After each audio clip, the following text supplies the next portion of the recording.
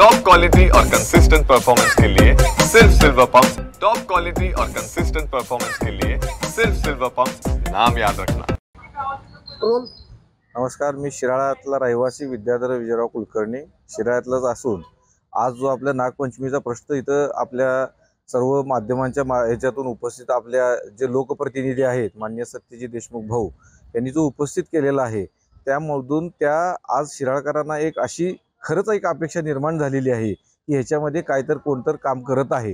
कारण आजपर्यंतच्या इतिहासामध्ये ह्याच्याबद्दल नुसती चर्चा होत होती, तर आजच्या मितीला असं घडलेलं आहे की ह्या भाजप सरकारमध्ये हा प्रश्न कोणीतर तडीला लावायचा प्रयत्न करते असं कुठं तर लोकांच्या निदर्शनास प्रामुख्याने यायला लागलेलं आहे। आणि त्या गोष्टीमध्ये आमचे जे नेते आहेत माननीय आमदार साहेब सत्यजित देशमुख साहेब यांनी खरंच प्रयत्न करत आहेत, जीव तोडून ते प्रयत्न करत आहेत।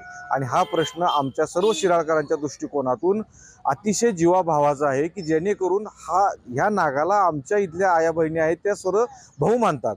याचा अर्थ आम्ही त्याचं 100% त्याला कुठं दगाफटका करत नाही। ही परंपरा आहे, गेली 1200 वर्ष जुनी असलेली ही परंपरा आहे। ह्याच्यामध्ये आमच्या भावना आणि आमचा एक भावनिक बरोबर म्हणजे त्याच्याबरोबर एक आमचं श्रद्धास्थान पण ते आहे।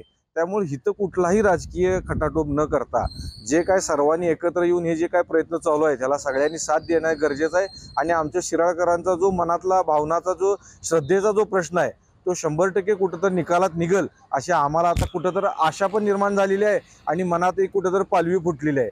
त्या गोष्टीला जरी कुणी आता काय बोलत असलं तरी पण ह्या सरकारमध्ये ब्रेक लागणार नाही अशी मला 100% आशा आणि खात्री वाटते।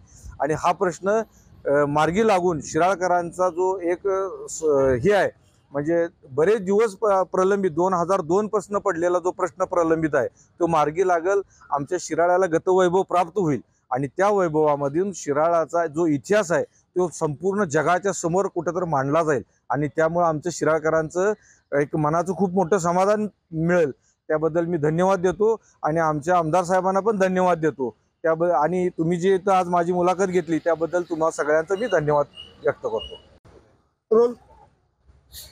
मी सम्राट सिंह पृथ्वीराज शिंदे अंबामाता मंदिरचा ट्रस्टी आहे। आमची शिराळ्याची जी जगविख्यात नागपंचमी जी आहे ही खूप ऐतिहासिक आणि पौराणिक काळापासून चालत आलेली ही नागपंचमी आहे। आपण जे काही ग्रंथ हिंदू समाजामध्ये करवीर पुराण म्हणून आपण जो मानतो की जिथं मातेची सगळ्या आख्यायिका त्याच्यामध्ये आहेत, त्यामध्ये सुद्धा ज्यावेळेला गरुडाने नागकुळांचा संहार केला त्यावेळेला नागकुळं ज्यावेळेला अंबामातेकडं शरण गेली त्यावेळेला अंबामातेने त्यांना शिराळ्यामध्ये जाऊन त्या ठिकाणी वास्तव्य करा, तिथं तुम्हाला कसलाही धक्का पोचणार नाही अशी त्यावेळेला त्यांना हे केलं म्हणजे उशाप दिला। आणि मग त्यावेळेपासून शिराळ्यामध्ये अगदी नागकुळं इथं आनंदात नांदतायत अशी आख्यायिके त्यावेळेपासूनची आहे। त्यानंतर आपण बघितलं तर सन 8 ते 9 म्हणजे 800 ते 900च्या दरम्यान गोरक्षनाथ इथं वास्तव्यास होते 22 वर्ष या शिराळ्यामध्ये नगरीमध्ये। त्यावेळेला त्यांनी स्वतःहून जिवंत नाग प्रकट करून ही नागपंचमी श्रावण पंचमीपासून सुरू केलेली आहे। म्हणजे याला 1200 वर्षाचा ऐतिहासिक परंपरा आहे। याच नागपंचमीचा उल्लेख आपल्याला भारताच्या गॅजेटमध्ये सुद्धा येतो। इथं हा नाग जो आहे इथल्या आमच्या महिला भाव म्हणून स्वतःचा बंधू भाऊ म्हणून त्याची पूजा अगदी आनंदाने करतात। आणि हा अगदी आमच्या जिव्हाळ्याचा प्रश्न आहे, शेकडो वर्षापासून चालत आलेला जो प्रश्न आहे। म्हणजे ही परंपरा जी आहे शेकडो वर्षाची आहे, ही आत्ताची परंपरा नाही। हिंदू सणामध्ये जसं आपल्या नागपंचमीला अविविध असं महत्त्व आहे, हे महत्त्व कायमचं टिकावं फक्त या असणाऱ्या जगाच्या पटलावरती ह्या शिराळ्यामध्येच अंबामातेच्या कृपेनं आणि गोरक्षनाथांच्या कृपेनंच जिवंत नागाची पूजा ही सुरू आहे। आणि हा असणारा दैवी आशीर्वाद हा कायम चालू राहावा त्यासाठी परवासुद्धा आपण पाहिलं की असणारे आमचे जे आमदार आहेत त्या आमदार महोदयांनी ही आमची असणारी सगळ्यांची जनभावना जी आहे की जिवंत नागाची पूजा करायची आमची शेकडो वर्षाची परंपरेचं जी आमचा आदर सन्मान व्हायला पाहिजे हीच भावना असणाऱ्या विधिमंडळामध्ये त्यांनी बोलून दाखवली। त्याला खरं तर वरमंत्र्यांनी खूप चांगला प्रतिसाद दिलेला आहे। आणि 7 तारखेला मीटिंगसुद्धा आता केंद्रीय पातळीवरती होते। तर आम्हाला खरोखर आशावाद या सगळ्या असणाऱ्या मंडळींच्याकडून आहे की आम्हाला परत एकदा अंबामातेच्या आणि गोरक्षनाथाच्या कृपेनं जिवंत नागाची पूजा करायचं सौभाग्य आमच्या सगळ्या असणाऱ्या महिला भगिनींना आणि आम्हाला मिळेल असं आम्हाला खूप आतुर अशी आमची इच्छा आहे आणि ती पूर्ण होईल अशी आम्हाला आता जाणीव झालेली आहे.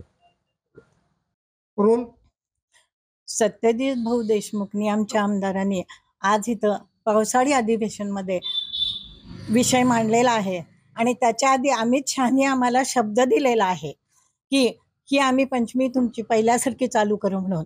आज आम्ही सगळेजणी नागाला भाऊ मानतो. 2014 पासून आमचे भाऊ आमच्याकडे यायचे बंद झाले. आम्ही चतुर्थीचा उपास करतो आणि पंचमीचा उपास नागाची पूजा झाल्यानंतर सोडतो आणि आज त्याला भावाच्या नात्यानं आम्ही मानतो. आमचा माहेरचा भाऊ मानतो आणि आमचा हा पाठीराखा आम्हाला पहिल्यासारखा मिळाला पाहिजे. आम्ही कधी त्यांना भीतही नाही. येतात जातात राहतात, त्यांना इजा करत नाही. त्यांना जखमा झाली तर आमची मुलं ठेवून घेतात, त्यांच्या बऱ्या करतात आणि देतात. माझा मुलगा 10 वर्षाचा असताना सुद्धा शेजारी त्यांच्याबरोबर ती नाग पकडायला जायचा, घेऊन यायचा. त्यावेळी सुद्धा त्यांची वजनाची बक्षिसं, नागांच्या वजनाची बक्षिसं 8 वर्षाचा मुलगा सुद्धा पाठवताना आम्ही भ्याले नाही. का तर माझा भाऊ पाठीराखा आहे त्याला काही करणार नाही एवढी खात्री होती. आणि जवळजवळ गोरक्षनाथांनी महाजनांच्याकडं 2 नाग दिल्यापासून इथं ही नागाची पूजा गेले कित्येक हजार वर्षाच्या पूर्वीपासूनची परंपरा आहे. आणि आपल्या कोल्हापूरच्या अंबाबाईंनी नागमणी जाताना शिराळच्या वाटेवरून जाताना इथं टाकलेला आहे. त्यामुळे इथले नाग त्या काळामध्ये त्यांना जर कुठला त्रास दिला नाही तर काहीही करत नाहीत.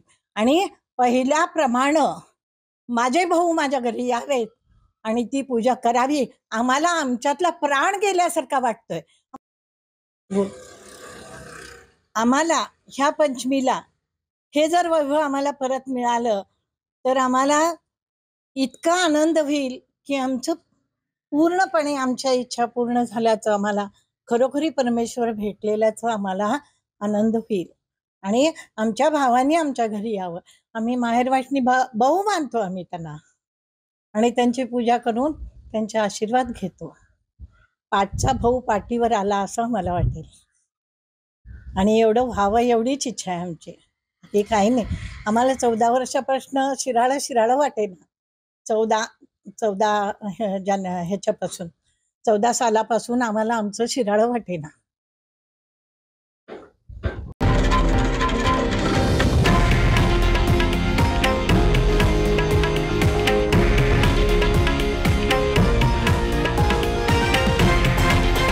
हे आहे देशातील नंबर 1 न्यूज नेटवर्क आणि आपण पाहत आहात TV9 मराठी, एकमेव.